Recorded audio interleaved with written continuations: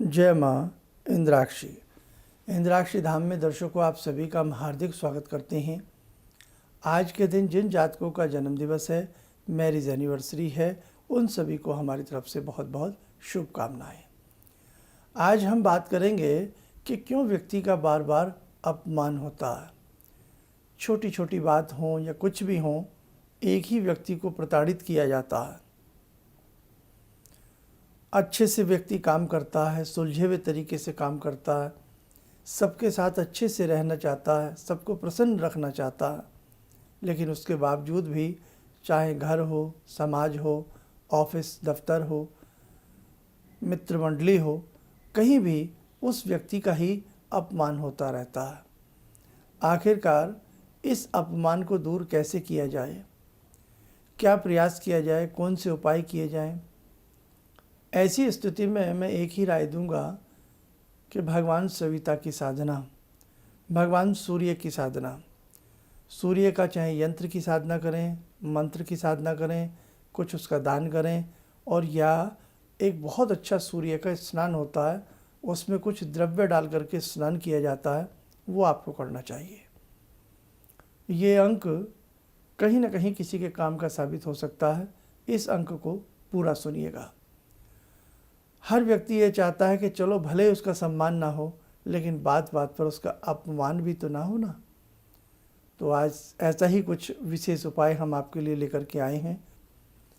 कोई नहीं चाहता कि मेरा बात बात पर अपमान हो, लेकिन फिर भी परिस्थितियां ऐसी हो जाती हैं कि एक व्यक्ति को बार बार प्रताड़ित होना पड़ता है, बार बार एक व्यक्ति को अपमान झेलना पड़ता है। वही काम दूसरा व्यक्ति कतई भी अच्छे से नहीं कर पाता है, लेकिन उसका सम्मान हो जाता है। बात ये नहीं है कि हमें उससे कोई चिढ़ है, लेकिन बात यह है कि उसका सम्मान हो जाता है उसी बेकार काम को करके, और उसी काम को हम अच्छे से करते हैं, प्रेम से करते हैं, खुश होकर करते हैं, मन से दिल से करते हैं, लेकिन हमारा अपमान हो जाता है।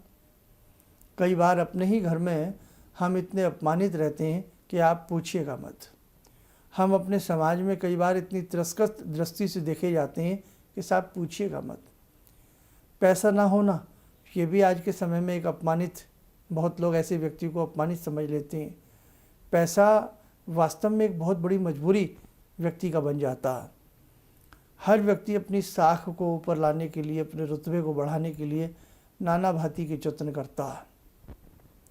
वो बातें और हैं, लेकिन अपने ही घर में बात बात पर हमारा अपमान हो, अपने ही उस दफ्तर में, अपने ही उस कार्यालय में, अपने ही उस संस्थान में, अपने ही उस ऑफिस में, और एक ऐसी स्थान पर जिस स्थान को हमने 25 साल जिसमें हमने दिए हों, 20 साल हमने दिए हों, 10 साल हमने जिसमें वर्क किया हो, लेकिन उस वर्क की कोई वैल्यू किसी ने ना समझी हो, है ना। तो ऐसी स्थिति में व्यक्ति को अपमान महसूस होता है। जिस घर में हमने उस घर को तिनका तिनका कर करके जोड़ा हो और हमने कभी भेदभाव न किया हो, उसी घर में एक व्यक्ति का बहुत अपमान हो जाता। उस व्यक्ति के दिल से पूछिए उस व्यक्ति के ऊपर क्या गुजरती है। ऐसी स्थिति में मेरे साधकों, आप हिम्मत ना हारें, आप सूर्य भगवान की साधना करें, आप सविता देव की साधना करें। कैसे करें? और एक इसके साथ साथ एक स्नान और होता है। यदि वो स्नान हर रविवार आप करते हैं तो वास्तव में आपको बहुत अच्छा लाभ मिलेगा।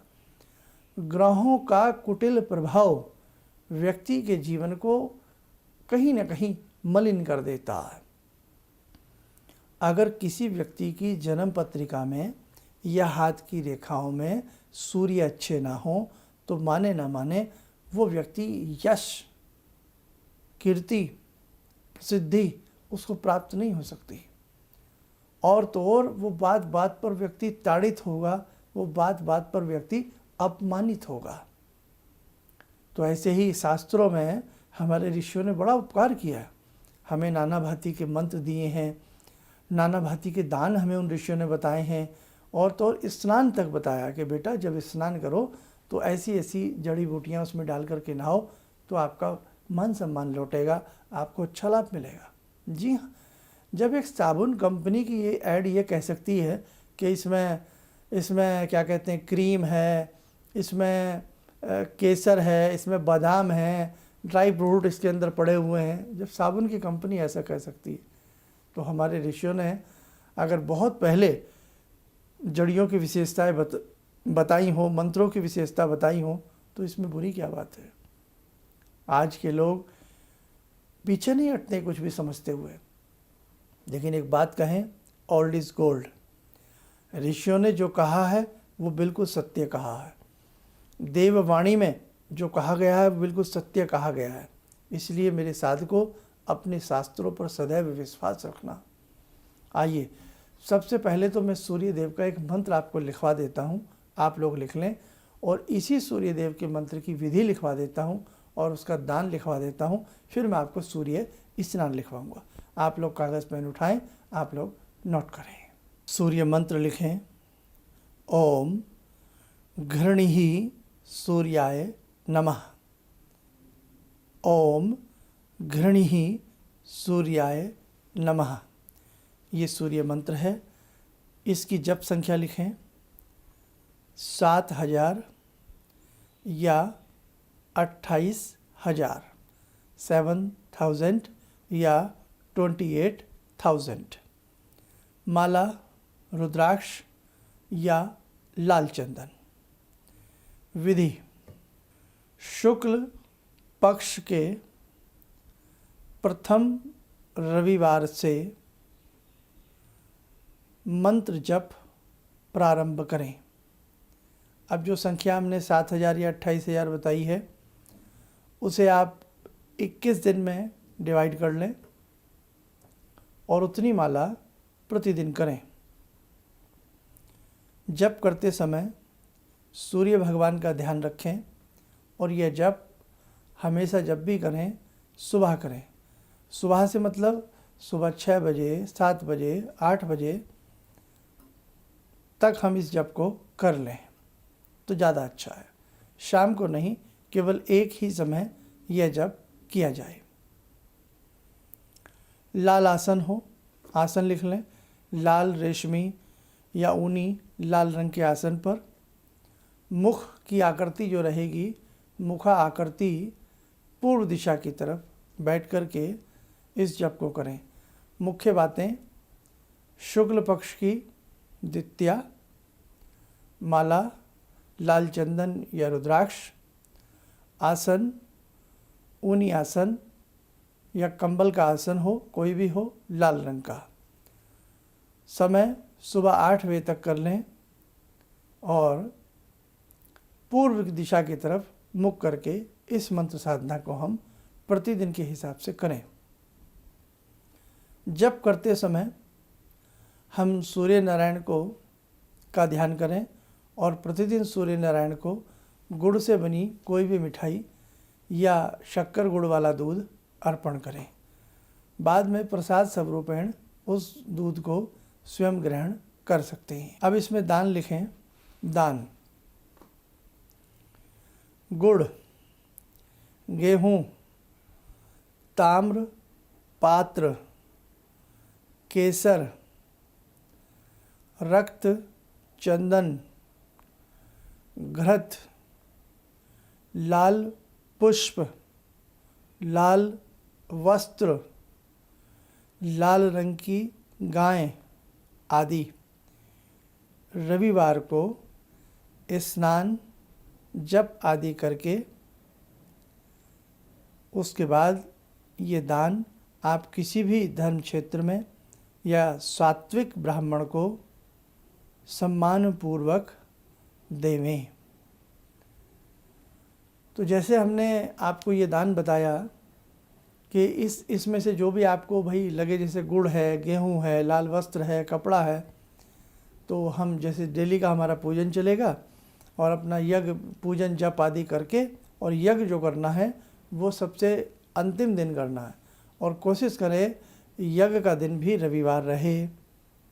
अंतिम दिन यज्ञ करना, रविवार के दिन हवन करना है और हवन के बाद भी आप दान पुण्य कर सकते हैं।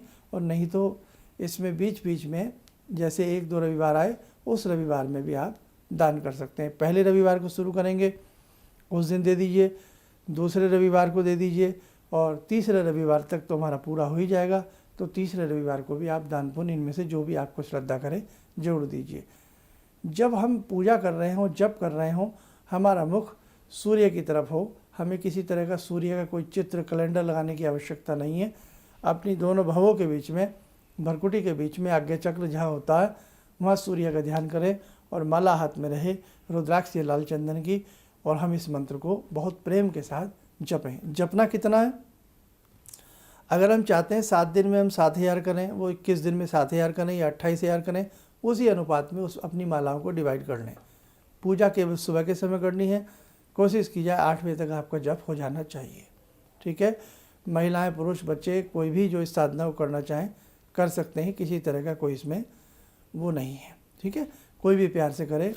और जब ये साधना कर रहे हों तो सूर्य भगवान का ध्यान करें और 1 लोटा जल, हल्का सा शक्कर मिला करके, लाल फूल मिल जाए तो हल्का सा लाल फूल की पंखड़ी वगैरह डाल करके प्रतिदिन सूर्य देव को देवें। सूर्य मंत्र पढ़ करके दे सकते हैं या गायत्री मंत्र पढ़ कर दे सकते हैं, या जो मंत्र का आप जाप कर रहे हैं, ओम गृहणी सूर्याय नमः, इस मंत्र को पढ़ते हुए भी हम प्रतिदिन सूर्य देवता को जल देवें। सूर्य देवता से यश कामना की प्राप्ति करें। ओज तेज की प्राप्ति आपको होगी। आपके चेहरे के ऊपर लावण्यता आएगी। और जो बात बात पर आपका अपमान हो जाता है, ये अपमान होना देख लेना ईश्वर कृपा से बंद होगा, सूर्य कृपा से। दूसरी बात, जब 21 दिन पूर्ण हो जाए तो 21वें दिन कोई ना कोई सिंपल हवन अपने आप ही कर लेना। और जो व्यक्ति ये कहें कि साहब हम हवन नहीं कर पाएंगे शर्मा जी, तो कोई बात नहीं, फिर आप हवन आपसे नहीं होता है, कोई दिक्कत नहीं है। तो आप एक काम करें, फिर आप उस दिन कोई ना कोई, जैसे 10-20 किलो गेहूँ पक्षियों को डाल दें, किसी को दान भी कर दें। और जो मैंने दान की चीज़ें बताई हैं उसमें से कोई भी चीज़, कोई भी मात्रा उसमें ज़्यादा बढ़ा करके उस दिन आप वो दान कर दें। और उसके बाद जिन्होंने यज्ञ किया है वो भी, और जिन्होंने यज्ञ नहीं किया है वो लोग भी प्रतिदिन इसी माला से 1 माला का जप निरंतर करते रहें। रोज़ समय ना मिले तो हर रविवार इस माला को 3 माला या 5 माला जप करते रहें और सूर्य भगवान को जल देते रहें। देखना कितनी कृपा आपके ऊपर बरसेगी। बात बात पर जो आपका अपमान होता था वो बंद हो जाएगा। अब मैं सूर्य का स्नान लिखवा देता हूँ कि जब हम स्नान करें तो ख़ास तौर से रविवार के दिन हम अपने पानी में क्या चीज़ें मिलाएं, आप लोग नोट कीजिए। औषधि स्नान, मेंसिल अच्छे वाली ले लें, हरी इलायची, केसर एवं मुलहटी, लाल रंग के सुगंधित पुष्प और थोड़ी पिसी हुई हल्दी, ये सारा सामान आप एक जगह इकट्ठा कर लें। अच्छी मेंसिल लें थोड़ी सी, और जैसे इलायची है हरी, उसे दरदरा सा हल्का सा कूट लें। पुष्प आप हर सप्ताह ले सकते हैं, ताज़ा लेना है। और जैसे इलायची घर में होती ही है, मेंसिल थोड़ा सा ला करके रख लें। बहुत जैसे 1 इलायची को हल्का सा दरदरा सा कूटें, वो लेवें। गुलाब का महका हुआ पुष्प और साथ में हल्की थोड़ी सी मेंसिल, और जो हल्दी है थोड़ी सी हल्दी, थोड़ी सी मुलहटी का हल्का सा दरदरा कूट लें, वो उसमें रखें। नहाने से 1-1.5 घंटा पहले किसी साफ़ बर्तन के पानी में ये सारा द्रव्य डाल दें। सब आपने सारा सामान उसमें अच्छे से डाल दें, उसे किसी तस्तरी से, प्लेट से ढाँप दें। और जब आप स्नान करें तो जैसे आपने स्नान करना है उसे अच्छे से आप नहा धो लीजिएगा। आप साबुन लगाएं, कुछ भी करें, जैसे मर्जी नहाइए। उसके बाद थोड़ा सा 4-5-6 मग पानी के और लें एक्स्ट्रा, और उसमें यही पानी छान करके या कैसे मर्जी उसको उसमें मिला लीजिएगा। सामान नहीं मिलाना, सिर्फ उसका वो जो पानी आपने 1 लीटर आधा लीटर पानी में जो द्रव्य मिक्स किए हैं उन्हें उसमें छान लें, रख लें। फिर उस पानी से दोबारा स्नान करें, शुद्ध स्नान करें। साबुन वगैरह आपने पहले ही सब कुछ लगा के फ्री हो गए हैं, अच्छे से स्नान करें। जब स्नान करें तो ये भावना करें कि मेरे अंदर ओज तेज की वृद्धि हो रही है, और इन जड़ी बूटियाँ जैसे मुलहटी है, मेंसिल है, हल्दी है, इलायची है, सारी ये जड़ी बूटियों में आती हैं। इनका एक दिव्य प्रभाव मेरी काया के ऊपर पड़ रहा है। हमारी शरीर का भी अट्रैक्शन व्यक्ति के ऊपर जाता है, ऐसी बात नहीं है। सबसे पहला आपका चेहरा, आपकी बातें, सब चीज़ों का अट्रैक्शन दूसरे व्यक्ति के ऊपर जाता। और फिर आप इसे हर रविवार, कम से कम 7 रविवार आप ये स्नान जरूर करें। जो द्रव्य बच जाता है तो उसे कहीं भी गमले वमले में, वो प्लांट में खाद के रूप में काम आ जाएगा, उसमें उसको डाल दिया करें। तो साधकों, आज जो मैंने ये चीज़ें बताई हैं इन्हें नोट करें, स्वयं भी करें, औरों को भी कराएं। और इस प्रकार के जितने भी हमारे अंक होते हैं वो जन कल्याण हेतु इन्हें एक दूसरे को शेयर किया करें। जैसे किसी के साथ ये पीड़ा रहती है अपमान होने की, उन्हें भी बताएं, वो भी। जैसे हमने आज सूर्य की बात आपसे कही, ऐसे ही हमारी कुंडली में नाना भांति से अगर ग्रह पीड़ित हों तो जीवन में नाना भांति का हमें दुख मिलता है। इसलिए कहा जाता है कि आपके पास वैदिक जन्म पत्रिका होनी चाहिए, और समय समय पर अपनी पत्रिका, यदि पत्रिका ना हो तो हाथ की रेखाओं को किसी न किसी मर्मज्ञ को कभी न कभी दिखाते रहना चाहिए। आपका दिन अच्छा हो, शुभ हो, आप स्वस्थ रहें, आयुष्य की प्राप्ति हो। इन्हीं शुभकामनाओं के साथ हम अपनी वाणी को विराम देते हैं। जय माँ इंद्राक्षी।